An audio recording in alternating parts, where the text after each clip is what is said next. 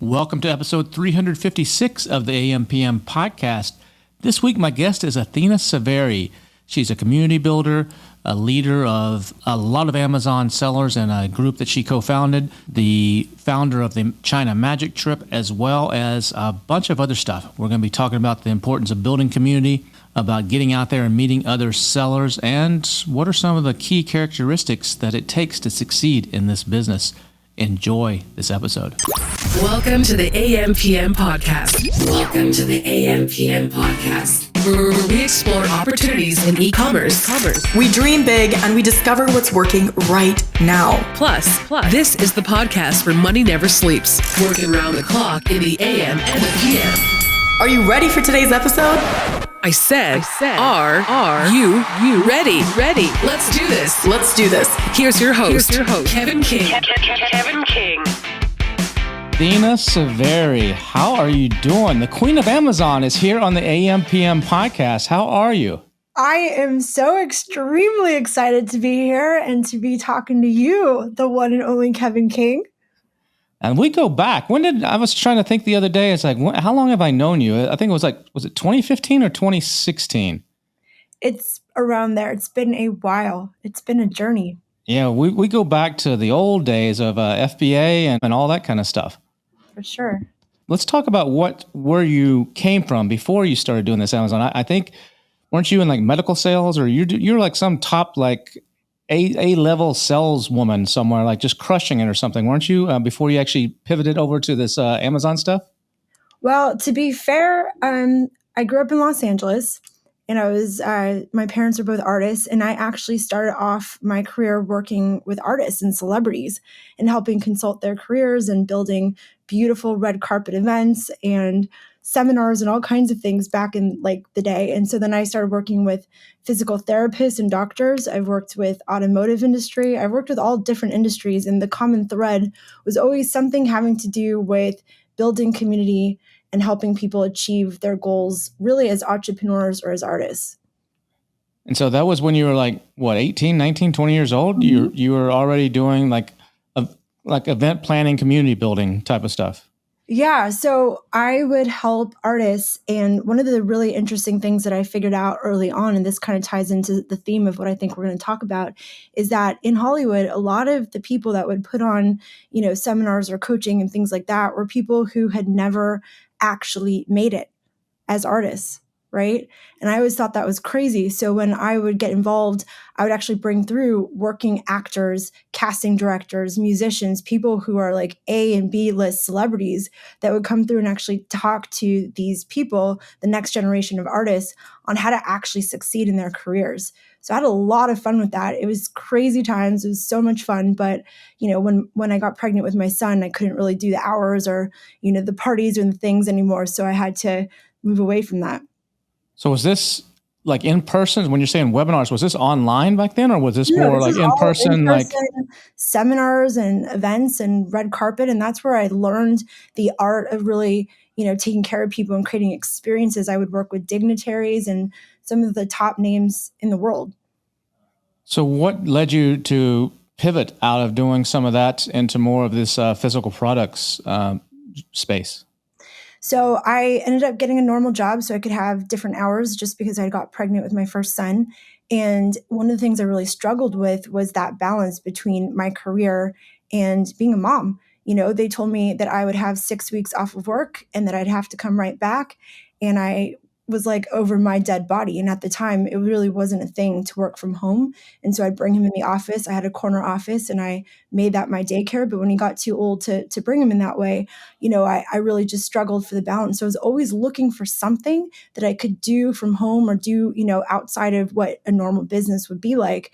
And Ari and Chelsea Cohen, them, they're friends of ours, had actually discovered Amazing, and they had done their course and they were quitting their jobs. And Ari and I worked together, and he said, "Hey, you should check out this Amazon thing. I'm selling kitchen products, and that's how I'm, quitting my full-time job." And I literally laughed out loud. I was like, "Wait, you're selling kitchen products on Amazon and you're quitting your 6-figure job? Whatever that is, give me a piece of that." And so that's literally how I found out about Amazon. So you did the event, the celebrity events and helping them do all that kind of stuff. And then that's I guess the sales job that you did for a little while Yeah, I and worked then, with I did business development in the automotive space and also with doctors and physical therapists. So I would create communities, events, seminars, and things like that for all different industries. so when you growing up, were you always the girl that was organizing all the socials and stuff when you're like 15, 16, like, okay, what are we doing this weekend? All the girls would get together. Were you the one that was organizing all that stuff? 100%. I did it at basis when I was 15, and I would throw full concerts just so that he could be a rock star because I wanted to say that I was dating a rock star. Really? Yes. That's cool. Uh-huh. So you've always had this like community building, like networking drive inside you. Absolutely. And I love utilizing that to be able to help empower people. So even when we do these youth concerts, we get up there and talk about like positivity and, we talk about like how drugs are not necessary. Like I'm 15, right? And I was trying to take that platform, create a really cool thing, but then also use that platform to then inspire and help people in a positive direction. So this really is ingrained in my being, I think. Do you remember when your first time to do that? How old you were when you first like organized something? Was it some little backyard thing with the neighborhood kids, or was there something that you Yeah. remember that stands out? Yeah, I Before was you 4 years old and I created a whole society and we were called the Original Dolphins. And I was their the princess. Yeah, for the sure. So original Dolphins when you were 4? yeah, my mom has all of it documented videos of me talking about it and I was their princess and it was epic. That's awesome. I when I was young like that too, I wasn't the community builder like you were, but I was the organizer as well. Video games had just come out. I'm a little bit older than you, but handheld video games had just come out, and there's one that was a baseball game. And it's super simple. It's like little red dots, and you try to hit a little red dot, and it goes out into left field or right field. But I actually developed this whole league where you would have people come up at bat, and we would take turns, playing like a real games, and I'd have like a little newsletter that would go out every week that I would type up on a typewriter, not on a computer word processor, but on a typewriter, and send that out to everybody. So I understand. I empathize with what you were doing. I completely get it. It's funny how those little things that you do when you're a child evolve into who you become as an adult. Absolutely. And I think the power of collective contribution and experience and that kind of thing is really something that I learned early on. And I think that's something that like really you stand out for, Kevin, is that you've had a lot of experience as a seller. You've connected with a lot of people. You've traveled the world, learning from others and connecting with them and contributing to them. And so when you get on stage and you say, here's my hacks and here's, 10 things that you guys can do, that was not just, 10 minutes of you putting that together, right? And so I think one of the beautiful things about, events and seminars and connecting and listening even to podcasts or just being able to connect with people who are experts in the field is that you're getting that collective understanding of a subject and it can really speed up your progress. And so I think that that's something that I've always kind of naturally known and done. And it's something that I think you're also quite good at as well. I appreciate that. Yeah, I'm all about. People always ask me, Kevin. Sometimes when I'm filling out like a little bio for an online summit or for something, they're like, "What's one sentence or what's your slogan or what's your life motto or something?" And mine is, "Life is about the experiences you have and the people you meet." And there's nothing else more important. I mean, you could say this. You could order religion or God or a family and that kind of stuff. But I'm talking about in general. That's the philosophy I live by. Is I want to experience really cool things and. For those of you listening, you probably have seen stuff that I've posted from time to time, different things that I've done, different restaurants or different kinds of crazy things I've done on Facebook. And I like to create those experiences. Your company and my company actually sponsored an event back in early June during SellerCon that I think really surprised some people, and I really took it to the next level. And I love doing that. I've done that my entire life. And I think that's something that you really like doing too. You like creating experiences and then bringing people together, like-minded people together to not only to learn, but to experience something they wouldn't have been able to do any other way. 100%. That kind of stuff though is hard to do. I mean, it's something that takes a unique skill set. What do you think it takes to actually be good at doing that? Well, I think that it's just something that you've got to be passionate for and it has to be real, right? So you asked me a bit about how I got involved with Amazon and I started, selling my own brand of yoga headbands. Actually, that was my first few products and I launched that and it went really well. And I was able to quit my job about 4 months into selling, which was a really big deal for me. And I happened to have a mommy following because again, anything that I'm passionate about, I create community around. And so I had a lot of these women asking me, like, how did you do that? Like, I want to do that too. This was on And Facebook or on social yeah, media? so I had Or a big Facebook group called Ladies with Babies, and we would have these big conventions, and it was super lovely.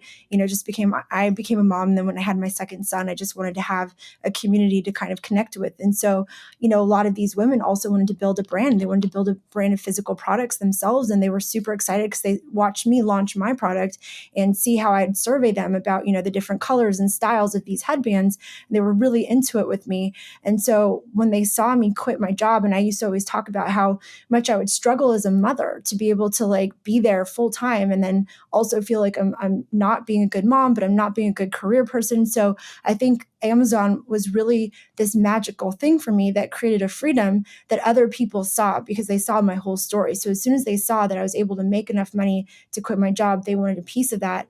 And so at the time, Amazon had been changing. When I first got into Amazon 8 years ago, it was a lot easier than it is now. You could put up a spatula or some, garlic press or whatever, throw a label on it, make some sales. It was wild, wild west at the time.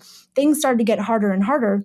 And by the time I think this was a couple years in, people that were getting into it, they needed more than just a course. They needed support. They needed mentoring. They needed help. And so that's really where a lot of these seminars, and even I built a cruise. I made no money from it, but I put on a whole cruise to the Caribbean to like have, these people come with me and we bring like these amazing sellers and we would talk about things and we just kind of like help each other because it became very evident to me that Amazon was just this living, breathing creature, and you needed people that were in the trenches to be able to learn from. And so that's really where all of this came from. And I actually was able to inspire and help a lot of women get involved, as well as men. Of course, the men came too.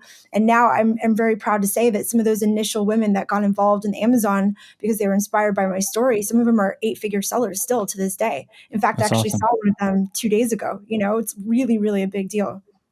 And that's awesome. So when, just for those listening, stepping this back, when you created this mommy following, how did you do that? How did you back in, I know it's a little bit easier back then, a lot cheaper to advertise and stuff on Facebook, but how did you build an audience from scratch back then? Just to give people an idea of how they might do something like that. Because there's people out there now, they're selling baby products, or they're selling automotive products, or they're selling pet products. And what worked for you back then to actually build that audience of all these mommies? So I think that with any community, what you want to do is you want to niche it down to find something that people are extremely passionate about, right? And you don't want it to be just a generalized thing. For example, Ladies with Babies, we were really into natural things. We were really into like nursing. We were into certain things, and that I started on Facebook and I put initially my friends in it. And I said, guys, we're going to talk about this. We're going to talk about that. Please invite your friends. And I play a lot of games with them. They would win prizes and things for adding their friends. And so it just started to get more and more viral. But we put a lot of value. Like I even went to my local pediatrician who was incredible. I mean, he was Leonardo DiCaprio and Madonna's pediatrician. I grew up in LA. And so we actually had him come on and do like a thing for the girls. You know what I mean? I would play jokes. Like we had this thing that we all were in love with, like handsome firemen. So I'd go by the fire department and I'd get them to say hello. Like I was just always playing with them and creating life. And the thing is, people want to be entertained and they want value, right? And they also want to relate to other people that they feel are like them. I am a lady with babies. I am whatever that thing is. And so if you're creating some sort of audience about a certain topic, let's say you sell kitchen products, well, what type of kitchen products? And I think that this really ties into even product selection and building a brand in the first place, is you need to know who you're talking to, right? And I think that if you really narrow down who you're speaking to, then creating an audience or creating a line of products becomes so much easier because these people are going to identify more with your particular niche. For example, are you selling kitchen products to these very earthy, eco-friendly people? Everything's very bamboo blue, very green. You could create like an entire audience around this sort of eco-friendly vibe. Are you selling to guys who are like really high end and think they're chefs and have extra money to spend on a $20 avocado slicer? I mean, that's a completely different human being than the kid who's going to college who needs, 20 items real fast. I mean, you could create even a group about how to, create your dorm in college type things. You know what I mean? Like, I'm just kind of playing with this, and you can even leverage AI. I know AI is super hot to really build through what that avatar is. And so whatever you're doing, I feel like you get more of a following when you really are communicating to a certain type of audience. And I think that's what I hit. I didn't do it intentionally when I created Ladies with Babies.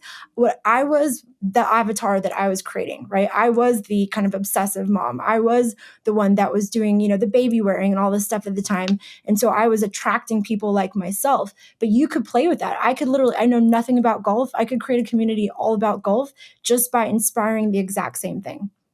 Yeah, I think you hit it. I think that people start groups or they start little clubs or whatever it may be, and they just kind of let it be but you got to do what you said. It's the entertainment, the value, and the interactivity. Those three things are crucial. And if you don't have that, if you let those slip, then that's when things just start going off the rails, and it quits growing and it goes stale. And, I think something like 95% of all blogs on the internet are dead. People start one with good intentions and it lasts a couple of weeks and they quit. And there's some statistic like 92% of all Facebook groups haven't had a post in a long time. They die out. And that's the key, is to actually keeping something going and keeping that interest and providing that entertainment, that interactivity, and making it a true community. And I think in this Amazon space, that's something that I've been in other business spaces and I've gone to other conventions, but there's something about going to an Amazon conference, whether it's one that you're putting on or one that I'm putting on or one that someone else is putting on and we're just going. There's something different. And I've talked to people about this. There's something, these Amazon sellers, e-commerce sellers, but specifically Amazon sellers that go to conferences are a different breed. And I don't know if that's because it's been cultivated because of people doing this entertainment and interactivity, like people like yourself and some of the others, or if it's something that just is naturally in us as entrepreneurs. But when we go to these conferences, we're going to learn, but there's a lot of freaking partying going on, a lot of fun stuff going on that, if I go to some Adobe conference, they have a cocktail hour, a welcome party, but you're not seeing people renting out clubs and doing all this crazy stuff. And maybe that's because Amazon sellers, they have more money, or I don't know. But what do you think that is? Do you agree with me, number one? And what do you think that is that's cultivated this? I think that we're just all glad to find crazy people like ourselves. You know what I mean? To be an entrepreneur, you are a different breed. You have to be willing to take risk. You have to be willing to put yourself out there. And you usually do it because you're looking for a lifestyle. You want to enjoy life to the fullest. You're not willing to sit in a cubicle all day, right? And yet you're willing to work 20 hours a day to have that ridiculous freedom where you can go to the Bahamas or the Maldives whenever you feel like it. I just feel like we are a different breed. We want to live and we want to create things that are unique and special. And I think that shows even in the way that people do events and the way that they have their life in general. Yeah, I think, but there's not too many businesses where your competitors are your best friends. Right?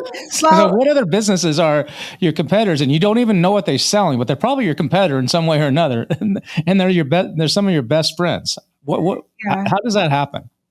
Well, I know that some of our guys, they are competitors, but we believe in the abundance mindset that there's so much room and space to grow. And if you have a bunch of really high quality people kind of competing with each other, you're not cutting down price. You're not, bringing everyone down. And so I feel like in the category healthy, competitors is actually a really good thing. And so we've really kind of created that cultivation of that abundance mindset. So I don't see a lot of that in our community. People are very open. They're probably more open than any other community I've ever seen, just because they know that everyone wins if we help each other to achieve amazing things. It amazes me too how many people don't get out. For the $1 Billion Seller Summits back in June, we did a Family Feud contest. So one of the things that we did at the event is we broke up the attendees into groups of 5, just like the TV show Family Feud. I played Steve Harvey, and we had them answer questions, and the questions were gathered from my audience. So I sent out email. I didn't send it to everybody in my audience, but to a certain number of my audience, because I need, the thing is 100 people were polled, that's how it works. And you try to guess what the answers are and you get points based on that. And one of the questions was, well, what are some of your favorite conferences, Amazon or e-com conferences that you've been to? Mm-hmm. And if you haven't been to any, type none. And I was shocked. I had several hundred people actually fill this out. And I think probably 90% actually said the answer was none. That they've actually, these are Amazon sellers, and some of these are big sellers that have never been to a conference. So what would you say to those people that maybe they're shy, maybe they don't have money, maybe they have a family and there's commitments that they have and they can't get away, or maybe they don't see the value in it. So they're like, I can learn just as much watching some, free webinar or some YouTube videos or something, or I don't need that. I know what I'm doing. I don't have time for that.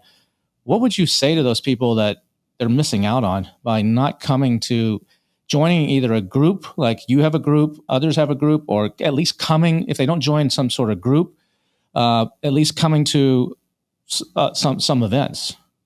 Yeah. So as Tony Robbins says, proximity is power. If you get in a room with someone that has 10 years of experience, one conversation can literally save you that entire amount of time, right? And you don't get that same level of conversation, trust, and openness virtually. When you're in person and when you're having these experiences with people, it really changes the way that they interact with each other. And this comes from years and years. I mean, yourself as well, traveling all over the world, seeing events and connecting with thousands of people. I see it in front of my eyes all the time. It's that one conversation can literally change everything. And you never know who you're going to meet, where that's going to lead. I met my business partner at an event. I've met my closest friends at events. Like, because of that, so many magical things have happened. So if you want to cut yourself off from success, then stay home. You know what I mean? It is actually that bad, because I'm telling you, I'll give you an example. I think you've had Kian Golzari on your show before. Yeah. He's an amazing guy. He's very knowledgeable in the sourcing space, right? And this guy lived in China. I mean, I've met 8, 9-figure sellers that have had conversations with Kian that's completely blown their mind. He does China magic with me. He's a brilliant, amazing guy. But here's the thing. What he can tell somebody in 5 minutes is not a 5-minute situation. He actually was born into a family who own a very significant brand in Europe. And he's been going to China with his dad, learning how to source since he was a little boy, right? Like, the amount of knowledge and experience of him going to factories and all the things that he's created and done. You're sitting next to that guy having a drink, chatting with him, whatever. You tell him a little bit about, some cash situation that you're having with your factory, getting better terms, or you want to talk to him about this one idea of a product or something. I'm telling you, that one conversation could literally shift and change your entire outcome of the rest of who knows. You know what I mean? So I'm just throwing out an example of somebody. But if you're in a room with people like yourself, you know what I mean? And all of the brilliant people that we've met through these different things, like, it takes people years and years and years to learn what you guys have already done. It's also the hundreds of thousands, if not millions of dollars in testing things, in sales, in mistakes, in losses. And when you're in that room, you're learning from all of that. Why would anyone in their mind think it makes sense for them to sit there and try to reinvent the wheel if they could literally be in a room and in that bit of time, in just a couple days, they could absorb all of that incredible brilliance? I agree. Going to events is, for me, it's not so much what I learned, but I went to Danny's event back in May in London, for example, or the SellerCon event, and which are not my events. And I wasn't speaking at either of those, but I went and just sit in some of the talks from some of the better speakers, and that's where I get ideas. I mean, I'm sitting there and they may say one little tool that I haven't heard of or something, but a lot of times it's brainstorming sessions for me that I'm not going to get, there's no distractions. I'm in that zone. I'm in that with everybody around me is in that same mindset kind of zone. And I'm sitting there listening, and it could be Kian on stage, and he's talking about something. I'm like, wait a second, if I put that with this over here that I heard this other person or this other thing I know, holy shit, I'm taking notes and I get brilliant ideas. So it's not just the talking to people, it's the brainstorming. And even at my level, which is a higher level of knowledge, I still get that. And sometimes it's stuff that I know. It's like, I know that, but it reminds me. It's like a kick in the butt. Like, hey, Kevin, remember, you can do this and this. And then the people that you meet, like you said, it's not so much listening in the presentations, it's hanging out with the people. And sometimes that might be having drinks with them or going to dinner with them or doing fun networking activities or like what you guys do and like what we do at the $1 Billion Seller Summit. Or it could be another example is I just heard Norm Farrar, he made a faux pas on his Lunch with Norm podcast back in June, I think it was, or no, actually late May, where he was talking to somebody about AI. And he said, yeah, I was just at an event with Steve Simonson and Kevin King. And he's like, wait a second. That wasn't an event. That was a wedding. He had to correct himself because Steve's sister got married back in April. And we got invited to the wedding. It was me. It was Norm. It was Melanie from Avask. It was Steve Simonson. And there was a couple other, Michelle that works with you, and then a couple other people. And it became like before the wedding and after the wedding became like a little mini mastermind in a way. Like we were sitting around the lobby of the hotel, just kicking it and just stories were coming out. Steve's like, oh, have you tried this thing? People are taking out their phones and like making notes, oh, I got to do this. Or have you listened to this podcast or have you done that? And that's what comes out of this. You become, doesn't even have to be an event. You're with other like-minded people and you find other things to do. Norm and I have taken a cruise together with our families. We did Alaska back in 2022. So those kinds of things happen. So I think Athena and I both would encourage anybody to listen, that's listening to this and that will listen to us, to get out there and get to some event, at least try one. Don't be shy. I know you might be a little bit shy or might be a little bit hesitant. It doesn't have to be an expensive event. I mean, we both run expensive, groups. It doesn't have to be at our levels. It can be, I think SellerCon was a few $100 to go or something to go to that. We do free meetups all over the world. So, you can find a local meetup, any meetup that has Amazon sellers. You can go to events, you can do all these things. But I think another part of this, Kevin, that I forgot to mention is that it's also very helpful to be around people who've accomplished what you want to accomplish, because you can start to pay attention to the patterns of how they do things. How quickly do they launch products? How do they think? What do they do? Paying attention to how successful people interact is really, really important. And I remember when I first started selling on Amazon, I made so many mistakes. I tried to do the photos myself. I didn't hire a professional. I tried to, do all kinds of things. I made really bad, decisions because I didn't have anyone around me that I could ask questions to. And I think that when you get to know people at events and you get that personal relationship with them, it really makes a big difference. And having mentorship to me is everything. Like I'm encouraging my kids, to learn from people who are successful, because they're going to learn more from that than they ever would a textbook, so I think it's really important to be out there and meeting people. Yeah, I mean, you're the co-founder of a big group, Titan, which is a big group, and most people know. And your other co-founder, Dan, is one of the sharpest people in the space. I don't know how you were able to hook up with him, but that guy, he could sell ice to Eskimos. I mean, that guy is been doing this for a long time and a super, super smart guy.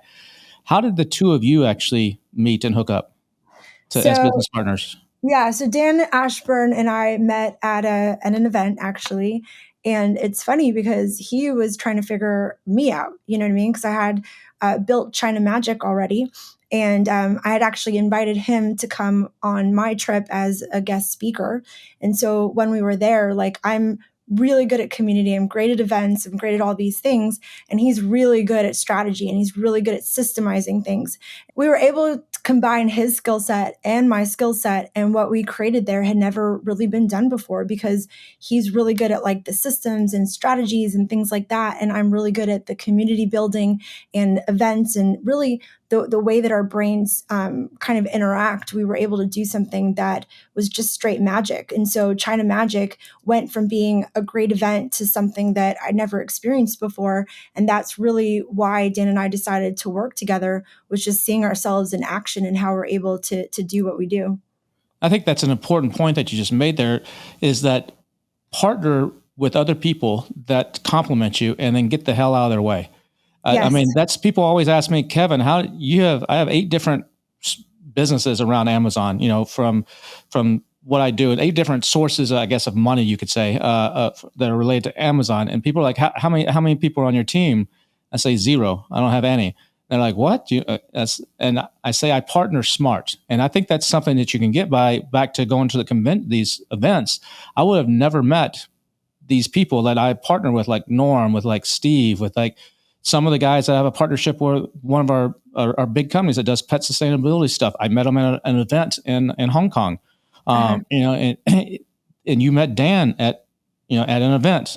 So you wouldn't have, things wouldn't have happened. All these guys at events, like I've met you at an event. I met Dan at the event. I met all of my main guys that I've connected with over the years at events, and I think it's a beautiful way to find a great thing. And just for the record, Dan is extremely lucky that he connected with me, Kevin, just to make sure we're doing this. No, it goes both ways. It goes both ways. You said no, it. I know. I'm totally you are very, very good at actually bringing people together. Being the little queen bee and organizing and getting all the people together, and you're good at herding cats. I'm good at herding cats, but you know what else I'm good at? And I think I'm very misunderstood in this industry, is that I'm actually very smart when it comes to business. And I've actually helped people to really get them out of their own way and to really understand what their abilities are and to go for the big picture. You know what I mean? And so I think one of the things that I decided in the early beginning was, yes, I was selling on Amazon, right? I made enough to be able to quit my full-time job. So it was like I was a seller, but I always knew this is not my top skill set. And I think what you were saying about partnering is really true. Figure out what you're best at and find a partner or delegate or hire the things that you're not good at, right? Because I had this really interesting conversation with a guy who's actually a 9-figure seller. And he said, Athena, you really need to do this thing, like this thing that you do with people. And I was like, well, I'm not $1 million seller yet. Do you think that they're going to listen to me? And he said, they're going to listen to you because you're real and because you are who you are. And so I've never in this entire time pretended to be the guru or to be the one who's that technical skill set. What I'm amazing at is finding people like you've been on my stage, right? I got to meet you at an event. I thought you were brilliant. I invited you to China Magic to come speak at, my events, because what I'm really good at is finding talent and bringing it through and helping them to have the purpose to truly help others. And I think that it's really important that when you create an event or you go to an event or you try to find a community, that you want to be around people that are genuine and that want to help you for really the sake of helping. And I've seen you at events, it's late at night, somebody comes up to you, hey, Kevin, I just had a quick question. And you're always, open and willing to help people. And that's really the kind of people that I like to surround myself with, are the givers. They're the ones that have that golden rule of, wanting to treat others the way they'd want to be treated. And they're not the people, because I did see this, and this is part of why I created my own events. There are some people that would get on stage and then they'd go in the hallway and they'd avoid eye contact and try to get backstage as soon as possible to not be out there helping and creating that environment. And so I think it's just really, really special to meet people who are successful and who also want others to succeed. And I think that's who I've been able to surround myself with. And for that, I'm quite grateful. Walk me through how China Magic was born. How did that, because for those of you who don't know, Athena started China Magic. It had to be put on pause briefly during COVID, but it's back again now. But it's basically, it's a sourcing trip to go to China. And so she takes groups. It started out, she'll tell you the story here in a second, with a small group. And the last one, I think, was 100 plus people or something. And they hold your hand and show you, they do masterminds and do a whole lot of cool stuff. I've been on 2 of them myself. She invited me over to speak on. And it's a great event, and it's a great, first class all the way. But walk me through how that was born and how that came to be. Sure. Thank you, Kevin. So my headbands were always complicated in terms of sizing, textures, colors, and different things. And when I would, try to get a sample or want to change something, it would take forever. So I actually was at an event as a seller wanting to go to China myself to solve my sourcing issues. And also because I wanted to get more products for my brand, right? So I paid for somebody else's trip. It was a 3-day trip. And what I didn't like is that they were showing a very Western vibe on how to source. They really obviously didn't know what they were doing. And they were just saying to go in there and pretend to be this big seller and kind of crush the person's pricing down. And it just did not feel right. I did not feel like it was the right way to go. And so I went there and I was helping the other attendees. And I said, all we need to do is find one magic booth, because we had gone to like a big area that had all these different booths that were representing factories. And so when I went there, I realized how powerful it is to actually understand the culture of China and how lost a lot of people are when it comes to their ability to source properly. I haven't Was this met. at Yiwu or was this at Canton? This was at Yiwu, which is Okay. like not my jam. So anyway, I went to this trip. It was it was kind of a disaster. Yeah, I've been to And Yiwu too. I said, you know what? I know I could do a much better job. So I told the organizer, I said, thank you so much for having me. If you want to combine forces, we can. But otherwise, I feel like I want to just create a trip. And he gave me his blessing. We're still friends to this day. And so what I designed is a 12-day sourcing trip where you go to China, you go to the Canton Fair, and you connect directly with factories, and you find products that you would never find any other way. You actually learn the culture of China, which is so important. Sellers, listen up. Whether you come to China Magic or you just do this on your own, there is so much to know about sourcing. You've got to understand this topic if you're really going to become a pro, because people are still using the same tactics from when they first started, and they don't have good cash terms.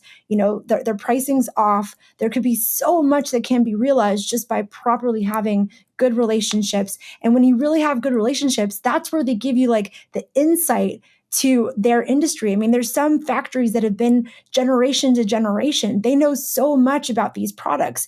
And if you really create that relationship with them, they're going to give you ideas and products and things that aren't even out there yet. So what I do is I bring these people through and we mastermind at night, and we bring significant people like King Golzari, Dan Ashburn, Lyden Smithers to come and actually mentor them through this whole process. But what we end up seeing is amazing cash terms where people are no longer having to put as much down to be able to scale their products, great relationships with suppliers. And one of the things that was really amazing is during COVID, a lot of our guys had gone to China and they'd met their suppliers and they'd work with them. And when things were shutting down and things were problematic, who do you think they put at the top? Westerner A that they'd only met, on email, Westerner B that they met through Alibaba, or, somebody who'd actually gone and connected with them in person. And so, there's just so much to understand about this topic. And it was so amazing to have you there, Kevin, so you could see like the magic that we create in China and just the results that we get, because it's pretty spectacular. Yeah, it's good. I mean, because you're doing the masterminds at night, so some of that's general stuff, some of that's very specific to sourcing in China. And you have people like Kian, people that you have other gentleman, Marty Sherman. Marty. That's you Yeah, got him there. Marty. You have all these people that can go with you. So if you're new at doing this, or you're a little bit, what questions do I ask, or how do I negotiate? Kian will, go with you and go to the booth with you, and help guide you and help you get more comfortable at talking to suppliers and asking the right questions, or saying, what do you have hidden behind the table there that's not displayed? All that kind of cool stuff. Oh my And like you gosh, said on the culture, you bring in some culture. I remember one time you brought in, the dancing dragons or whatever it was. And there's always a trip to a Chinese spa. If you've never been to a Chinese spa in China, I'm not talking about the ones that you see in the US, the little foot massage ones. I'm talking about like a 5-story building with just crazy. That's always like a tradition is to go over there. Those that want to go. I remember that was always a lot of fun.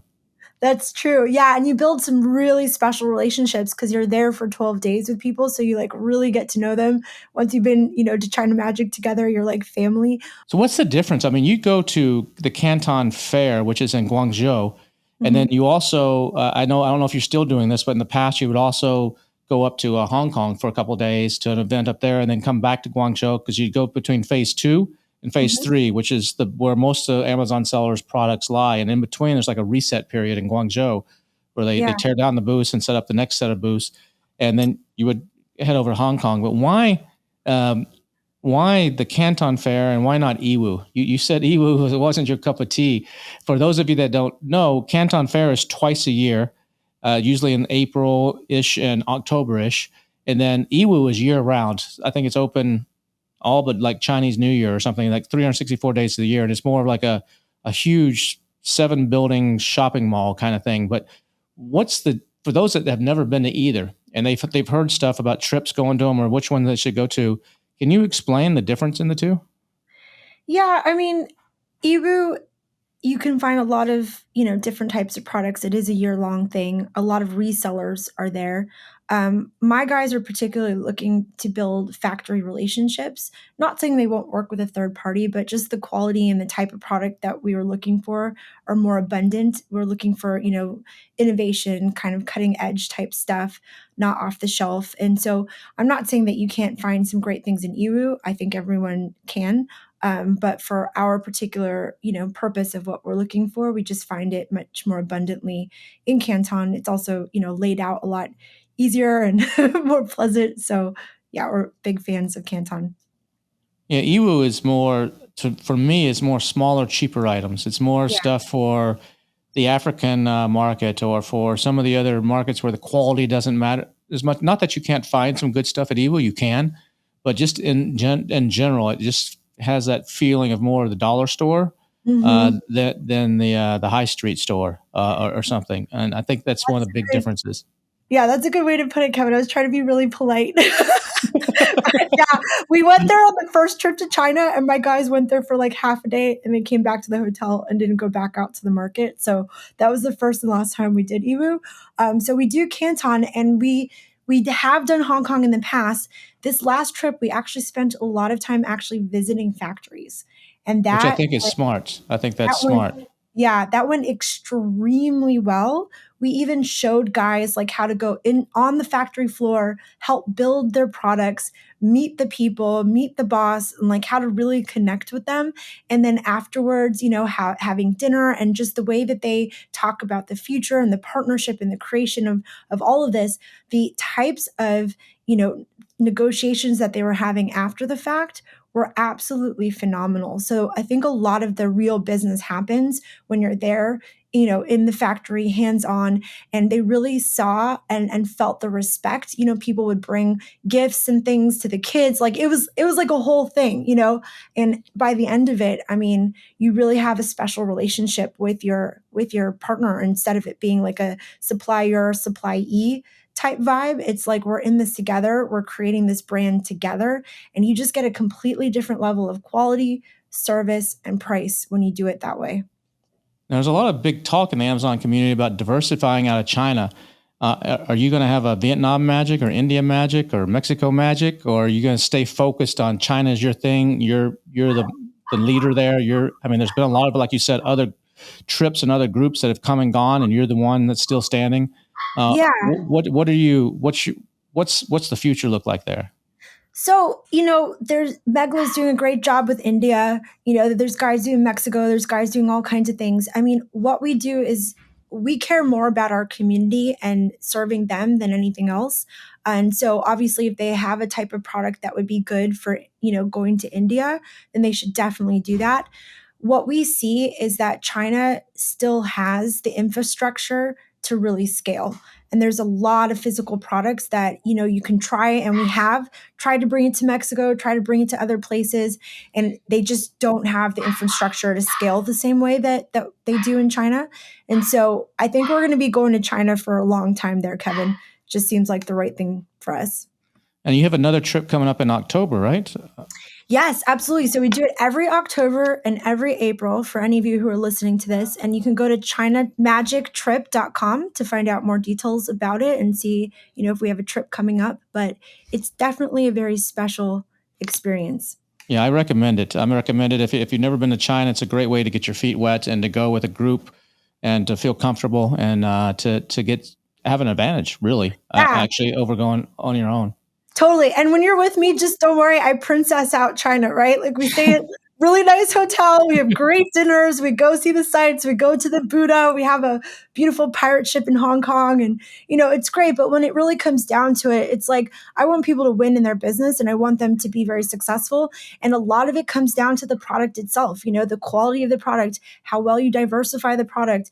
Are you speaking to your audience? Is this something that, people are going to really be excited to receive? Because, when you're trying to market a 3 or 4-star product, you're going to be working so much harder with your PPC, with your outside traffic, with everything you have to do to sell a product that isn't a 5-star product. And if you can go to China and kind of really create, or not even just China, but if you can just really work with your suppliers to really make your product that high quality, diversified thing, you just have such an easier time scaling. I think back in the day, it wasn't such a big deal, but now it's like, you can't really have a 3-star product and keep it at 5 stars. It just doesn't work. Yeah. It's not fun. I mean, you can, but it's like, you're going to waste a lot of energy attempting to do that. So why not just start off with a 5-star product? And you said earlier, one of your motivations and one of the things that you get the best pleasure out of doing this is helping people. It's really making sure that they have all the help they need and all the opportunities that they can, and opening doors for them that might not have otherwise been open.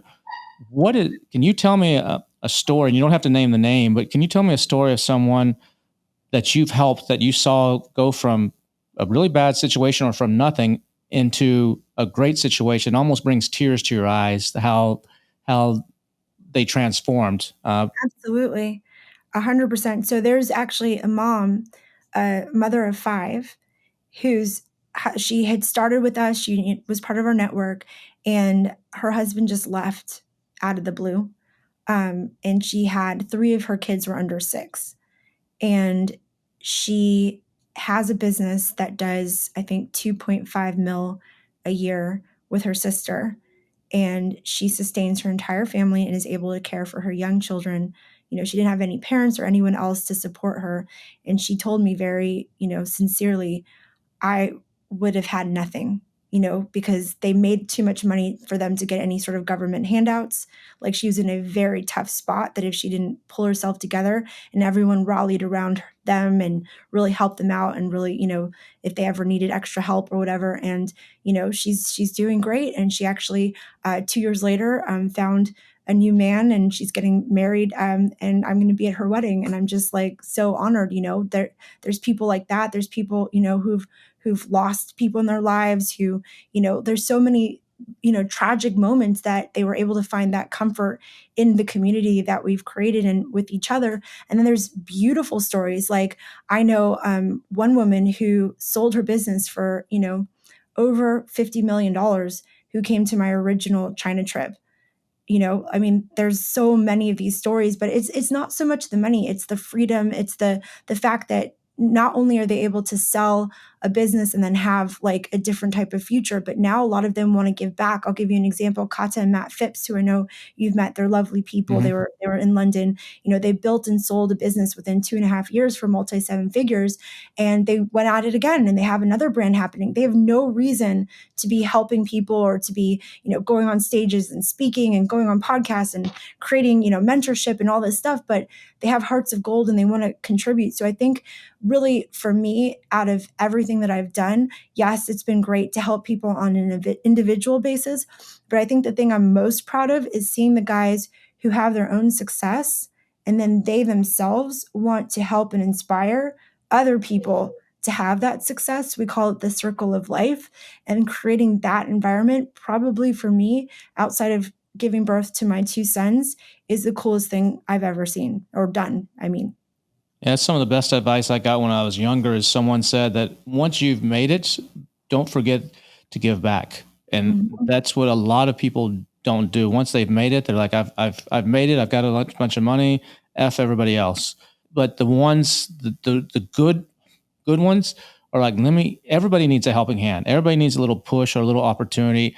Everybody needs a mentor of some sort, whether that's actually a person sitting in front of you or whether that's a book that you read or a podcast that you listen to or something. And I think that's super important. And for the people that are successful in this, that's the reason I started the Freedom Ticket course, is because I was on Facebook, and there's so much misinformation, so much bad information, so many people, the Lamborghini gurus and stuff making it look like it's easy and not even showing all the numbers. When they say I can sell it for 20, I can buy it on Alibaba for 5, and that's a $16 profit, and they leaving all the other stuff out. I'm like, you're just misleading people like crazy. And so I was like, I got to do something. And for me, the rewards come from when I go to an event. I get recognized quite a bit because there's hundreds of thousands of people have gone through the Freedom Ticket. Not everybody finishes it, of course, but a lot of people have at least started. And I've been on a lot of events, and I've been recognized by Uber drivers in New York, by people in the supermarket in Austin, and on airplanes. Somebody's come up, and these are not people I know. They're just people that have seen me in the space somewhere. But some of the best stuff is when someone comes. It happened at Prosper this last year. Is us waiting in line to go to a party at the Mandalay Bay up in the top, and there's a couple of people behind me. I was there with Steve Simonson, and he was saying, "No way, no way, no effing way, no way." And I'm like, "What the hell? What's going on?" There's commotion behind me. I turn around, the dude's looking straight at me, and he's like, "Kevin King." I'm like, "You work for the IRS, the FBI? What, did I do something?" No, I'm just kidding. But he's like, "Kevin King, I cannot believe it's you." And he said, "I took your course 4 years ago or something like that. And when I first got into Amazon, and now my company's doing $50 million. And that's not because of me. But what I like to do is I like to give people the foundation, let people think on their own. And I'm not going to say, here's the 10 steps to actually how to make money on Amazon. It's like, this is what you need to know. Now go put together that knowledge and do it for yourself." And that's what he did. And that's where I get the biggest reward out of the teaching, out of the helping people is that. And I think you're very similar in that way. Agreed. And you said something very important, Kevin. It's being real. It's putting it all out there. I think there's one thing that's very important is that people need to actually understand what it takes to build this business. And if they have all the understanding that's going to actually help them to achieve it, that fake guru stuff is something that I despise because it gives people false ideas and they expect with $500 to make $5 million in 5 minutes. And that's just not going to happen. Yeah, not going to happen. This is a real business. And if you treat it like a real business, like I've been telling you about, really understanding, all the different parts of this, the branding, the avatar, really getting your product right, all these different things. If you do all this and you understand it, you are going to be able to achieve amazing things because you're going to launch a product. It might not hit, but you might need to launch a few more. You're going to have the finances that you need set up so that you're not faking yourself. It's not going to happen off of $500. It's like this. I love saying this, sometimes somebody wants to open a restaurant or a salon or whatever, right? And if they only have the cash for 4 chairs and no stove and no oven and no whatever, they're never going to open up a proper restaurant, right? So people need to understand this is what it's going to take to build this and then actually do the steps and make it happen. And if they do that, there's so much opportunity on Amazon, but people need to actually put one foot in front of the other. What do you think are the 3 most important personality characteristics it takes to succeed on Amazon? Not the business side, but the personality or traits. Yeah, thank you for that. I think its speed to execution is huge, right? I think it's also that ability to absorb data and be able to, whether that's networking with others, studying from others, but it's being able to know that they don't know everything and having that thirst to learn, I think is very important. So it's you can learn everything and not actually implement, and you're not going to get anywhere, right? But you need to be open to learning. You have to be able to actually implement. And then I think the third and most important thing is persistence, because it's not always going to be easy. You're going to have, setbacks, and, it might end up being, we've got millions of mistakes and things that we've all made. If you're able to get back on that saddle and keep going, that is huge. So I think it's really those 3 characteristics, because I've had people join my network with tons of finance behind them, guys who, did everything on credit cards, young people, old people, from all, there's not a consistent pattern to me, but I think that those 3 things are pretty consistent. Yeah, I think I would agree with you. And like you said, just being honest with yourself. And I don't know if you saw this, but back in 2021, one of the $1 billion seller summits, I did a case study on how we lost $1.2 million on Amazon setting up a company. And most people would never do that. Most people only would never talk about their failures. They only talk about their successes. But we outlined in an hour presentation, this is what we did, everything we did right, and this is what happened, and this is where it ended. And by being real like that, and by being honest with yourself, and realizing there's going to be mistakes along the way, and it's not perfect, but still, selling on Amazon is I think the greatest business opportunity of the last 200 years. And if you do it right, as you know from your network and from everybody else that you surround yourself with, there's nothing really better. 100%. And I think also just maturing myself as a woman in business, I've learned that it's good to hire expertise. It's good to learn from experts. It's good to know that you don't know everything, and to read and to study and to grow and to be around people that are smarter than you. I think that's something that if I would have figured out. And then the other part is be willing to take risk. I've never met anyone. If you ask any successful person, Kevin, if you could go back in time and change, a couple things about how you pursued your entrepreneurial career, I usually hear they wish they would have gone faster, stronger, and learned more from people around them. I've never heard anyone say, gosh, I wish I would have gone slower. I wish I would have never gone to any events because I would have, you know what I mean? Like, yeah. It's always, they would have gone in harder, stronger, learned faster, and they would have built that momentum. Because one of my favorite quotes is, the most money you'll ever lose is the money you never made. That's a very good one. Miss Athena, it's been great having you here on the podcast. If people want to learn more, I know they can go to ChinaMagicTrip.com, or they can follow you. They can find you on Facebook, or where can they find you? Athena Severi. Any platform you can find me as Athena Severi. But it's been so much fun to chat with you, Kevin. And what you bring to this industry is just amazing. You're such a light. So I really, really do appreciate that. And if there's, anything that I can do out there for people, I'm all about it. I didn't get to talk much about this, but I'm very passionate also about, my kids. They're 12 and 15. They've been in this industry a long time. They started their own kitchen brand when they were young, and they are inspired by, people like you and Mike and Matt from Amazing, and Dan and Kian and all the guys from Titan and all these communities. Like, they actually study and watch these videos of people who are successful, and it really inspires them. My 15-year-old's actually launching a new brand, and he wants to sell it for $1 million by the time he's 18. So he can say he's a self-made millionaire. And my 12-year-old's super into animals. So he's actually launching a new pet brand. And so, I think our kids are always watching us, and I wanted to just shout out to the women out there. You can do this. You 100% can do this and be a mom and do all the things. And your children, they're watching you. And so I just wanted to give a shout out to all the women in my community as well, because Kevin, I don't know if you know this stat, but only 1% of women-owned businesses ever hit $1 million. No, I didn't know that. Really? Yeah. Only 1%. Only 1% of women-owned businesses ever hit $1 million. And guess what? In my community, a third of all of the women in my community are doing over 2 million, a third of them, right? That's awesome. I am so proud of, having kind of created a bit of a movement in this whole women industry, and showing people that you can do it all. You can be a business person. You can also be a mom. You can be feminine and strong all at the same time. And that's something I'm very proud of.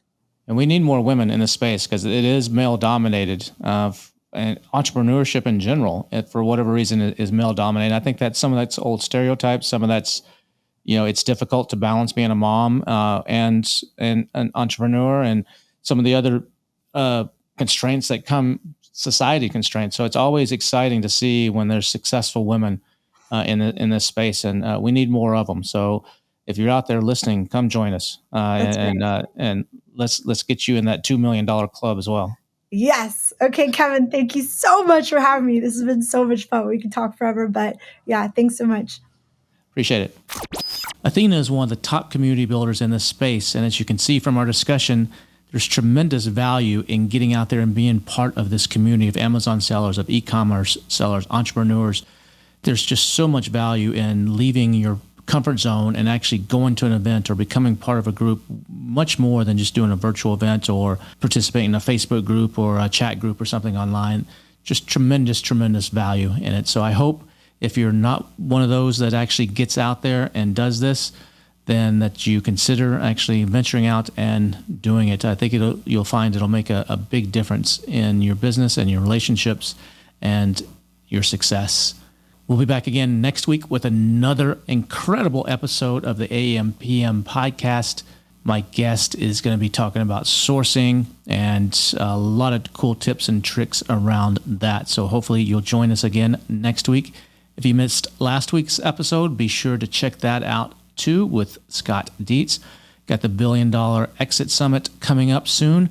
If you're looking to exit in the next 18 months, this is the workshop that you want to be at. Everything is focused around selling your business, hands-on, over-the-shoulder stuff. This is not a bunch of presentations. BillionDollarExitSummit.com. And don't forget to sign up for my newsletter too, BillionDollarSellers.com. It's totally free at BillionDollarSellers.com. Words of wisdom for this week before I let you go. It's not about what someone can do for you. It's who and what the two of you become in each other's presence. It's not about what someone can do for you. It's who and what the two of you become in each other's presence. Have a great week, and we'll see you again soon.